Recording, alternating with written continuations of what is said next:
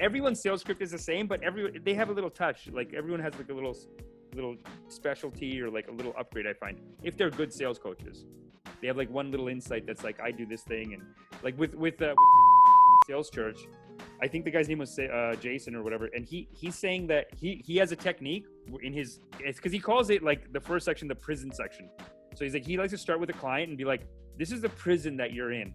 And one of his techniques was, he says, and he was doing like weight loss, so he would ask questions like, so has your inability to lose weight hurt your relationships yet? He adds yet. It's genius. So he's like, even if you're not, he's like, you're good. Are you set? What's your, do you have stuff like that? Like when you're trying to diagnose someone, are you truly going in empty and like, I'm here to serve the client? Or are you going in with a little bit of like, okay, I know where to take it. Like, I just got to ask this question so I can take them over here. The way I go with it is like, first of all, the clients I work with and me, I create offers in such a way that nobody else is offering the same thing. Nobody else can offer the same thing for at least 6 months after knowing that we're doing it. Okay. So nobody can copy us. So I know I'm the only one who's doing what I'm doing. Then what I do, before I get on the call, I'm like, okay, my product is the best for someone who is having this particular problem in this particular niche, right? So very targeted audience. And I know exactly what problem he's having and that only my product can solve it the best, right? Mm-hmm. I go in with that attitude. Yeah, he can't go for anyone else. If he goes for anyone else, then he's just gonna waste his money. He's gonna waste his time. He's gonna have some mental crappy things going up and down, right? If he goes for someone else. So I'm just going with that attitude. So I know that I'm having the power. He's gonna pay me $5K, whatever, or let's say he's gonna pay me $100K. If he goes for someone else, he's gonna lose more than that. If he goes for someone else, I can just get on another call.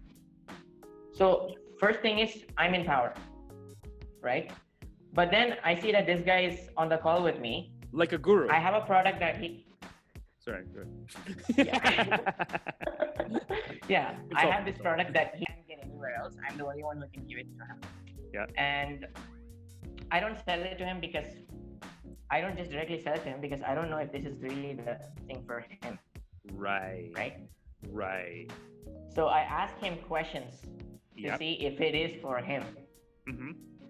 The funny thing is, when you ask them questions about what their problem is, they really take it to heart. Instead of you telling them the problems, are you having these problems, ask them their problems. They picture their problems and then go through their problems again, just because you ask them. They're answering those questions, right? Amazing. Yeah. That's what Chris teaches too. They go through the problems and then they kind of feel sad about themselves. Right. Or their problem that they're going through. And number two, just because they're talking to you about those problems, they trust you more. This guy's not pitching me on anything yet. He wants to see what I'm struggling with. Yes. Yeah, that's a good tip. So you got that. So you got them into what their problems are really. Most of the times people don't really understand how deep shit they're in.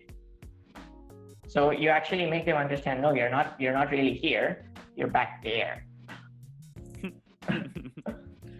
Yeah. Right? Yeah. You're not 1 month away from poverty. You're tomorrow away from poverty. Oh, really? Wow. You take it to that. Okay, good. Okay. Interesting. It's usually the case because they think, it's fine because they're not so definite with what they're doing. You just go to exactly what their problem is. Try to diagnose what their problem is. Yeah. Okay. In Hollywood, they call it giving it stakes. They call it stakes in Hollywood, or like when we're writing TV, they say, what's the stakes? And it's actually, I'm shocked at how similar it is, because you can't sell a show with like, you got to solve this problem. Like, let's just say a character in a show, it's got to be life or death. It's like one of the things you have to make it for your lead character. It's got to be like, okay, you can't just have a thing that's going to come in 2 years.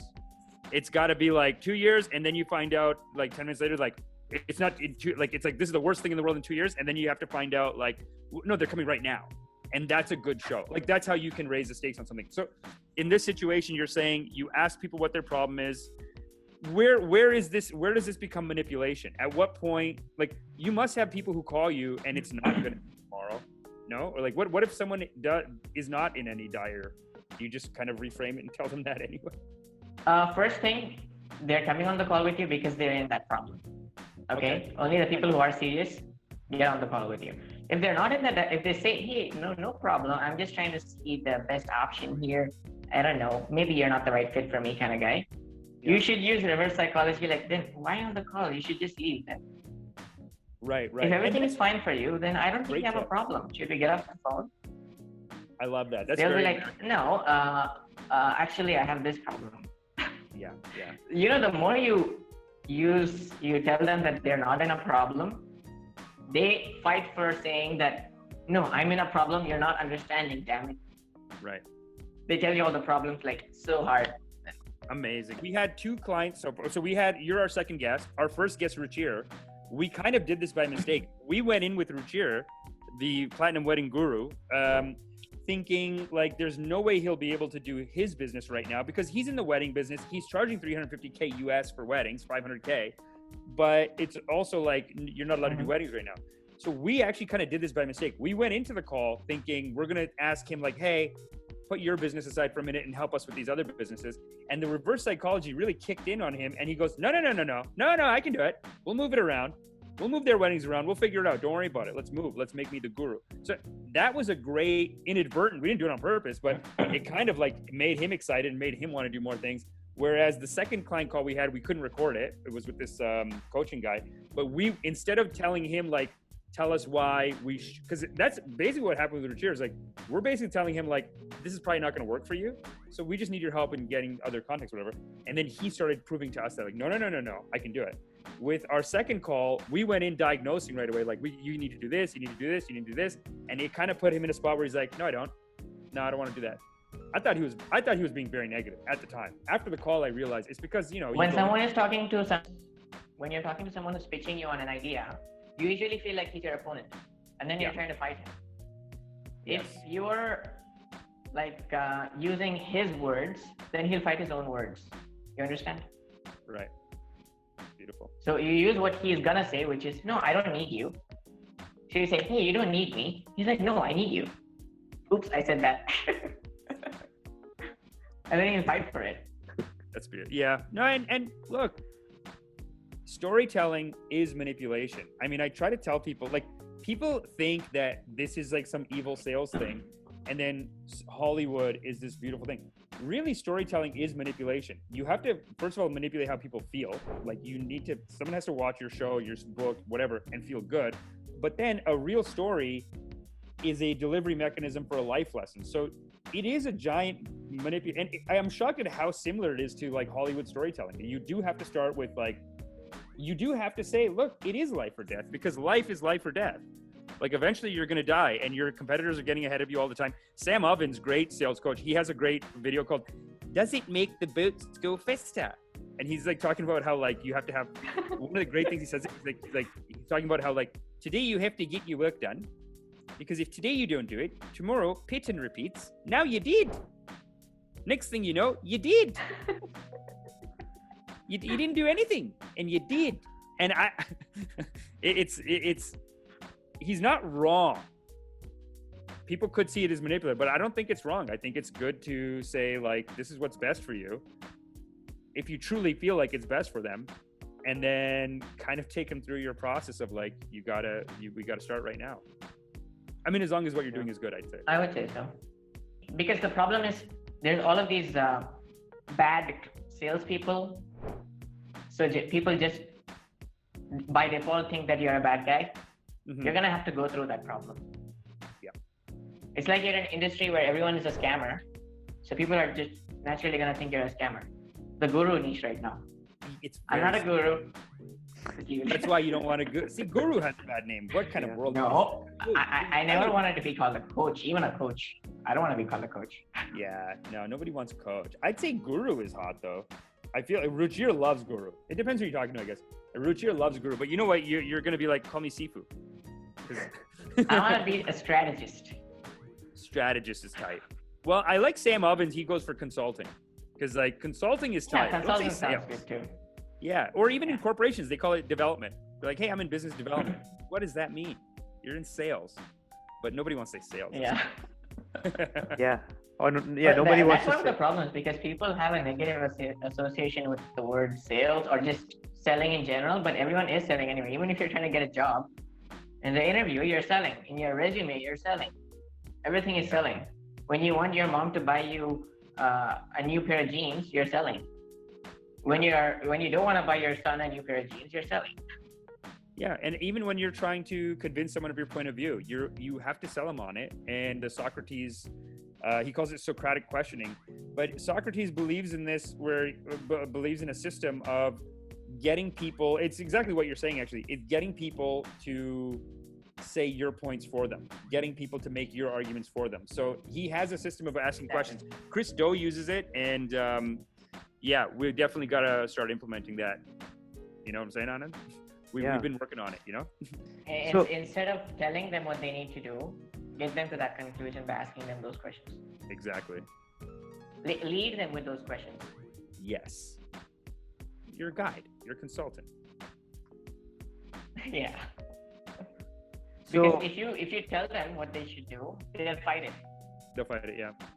Naturally, they'll fight it. If you get them, did you watch the movie Inception?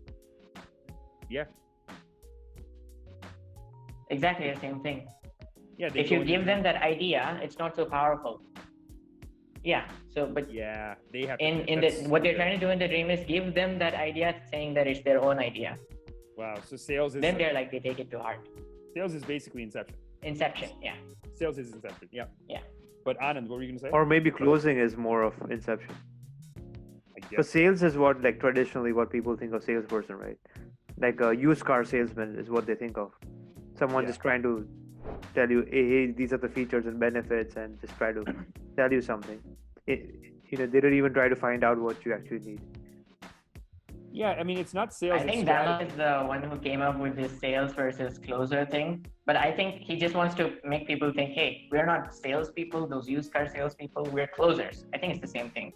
I Oh, think yeah. sales and closer has a similar thing, because closer just seems like sales seems like a sharky, like fake bad person, but then a closer is like that person who can actually do it. So it's even worse. Like a closer is like a shark, whereas a salesperson can be some like weasel. But essentially, like nobody likes either of them. It's like that's why these guys are saying switch over. That's why we're saying guru, but also people are saying go say strategist, say consultant. Because that makes a lot more sense. You're going in and truly trying to diagnose a problem. People say like do your sales like you're a doctor, being like this is the best thing for you. Makes sense. But that's not what I'm doing. I'm not a guru. No, you're a strategist. Yeah. You're a strategist who takes people from darkness to light, from no money to more money. Okay, yeah, you can say that. Yeah. Because that's the definition. I don't know. Of darkness to light. So no big deal. That's fine. That's fine. But it's okay. We don't have to call it. Hey man, we'll call it whatever you want. That's fine. It's strategist. Yeah, but Waleed is not just a sales guy, though. I mean, he's really good at like copywriting, marketing, Facebook ads, online. I don't just means this makes me not a guru. Okay, means I don't just tell people what to do. Yeah. The only thing I don't do for them is the closing part, because I don't want to be closing for people the entire time. I'm more of an introvert, so I just want to do the funnels, those kind of things, building the strategy, what kind of offers to make, and then try to implement those things. Yeah, like I would say strategy and consulting is like the $1 million skill. I mean, they really don't know how to sell themselves. They know how to make their product, and then they just need someone to come in and be like, okay, I see what you're passionate about. I see where you're falling short. Here's a strategy to get you from where you are to where you want to go. And then, the strategy session is just like, you want to do it in a way that they feel like they came up with it a little more than just you telling them. I mean, it should genuinely just be like, you talk to them, you get their, issues out, and then you take them to where you got to get them. So lesson learned though, man. Our last call, I was trying to get off that call for a while. It was like half an hour in. I was like, this guy is just saying no to everything. What's the point? And he wouldn't even give me reasons why. Like, he was just like, no, I don't want to do that. No, I don't feel comfortable. Like stuff like that, where it's like, dude, baby, come on. What's this negativity? You're living in lag. But it's too bad because we'll talk to another. I think we have more calls coming up this week with people in a similar niche. So we'll see how those go. If you get him to admit to his pains, by asking him questions, and then picture those, like ask him where he wants to be 1 year from now, where his goals are with whatever you're going to. So you don't just ask them about the pains. Yeah, ask them all about their pains. So tell them what their pains are really, means what their problem really is, not what they think it is here. It's really tomorrow, not 1 month later, right? And then you talk about, forget about the pains, too much negativity. No negativity talk, that's bad, right? Yeah. And you ask them about where they want to be. So a lot of those positive emotions. You have to ask them questions in a way that they picture what their life is going to be like. Yeah. So for example, let's say, I think Dan Locke, when he's selling HTC, he asks questions like, what are you going to buy once you make all of that money? So 1 year from now, how much do you want to make? Okay, I want to make 10K. Oh, what are you going to buy? Oh, I definitely want to buy this Tesla car. Oh, really? What color? Like, seriously, a sales guy asks what color? And then, I mean, the thing is, you're trying to make them picture exactly what they're going to look for. Because generally, people don't think clearly about what their goals are. When you ask them questions and then make them very clear about what their goals are, they're so hyped up.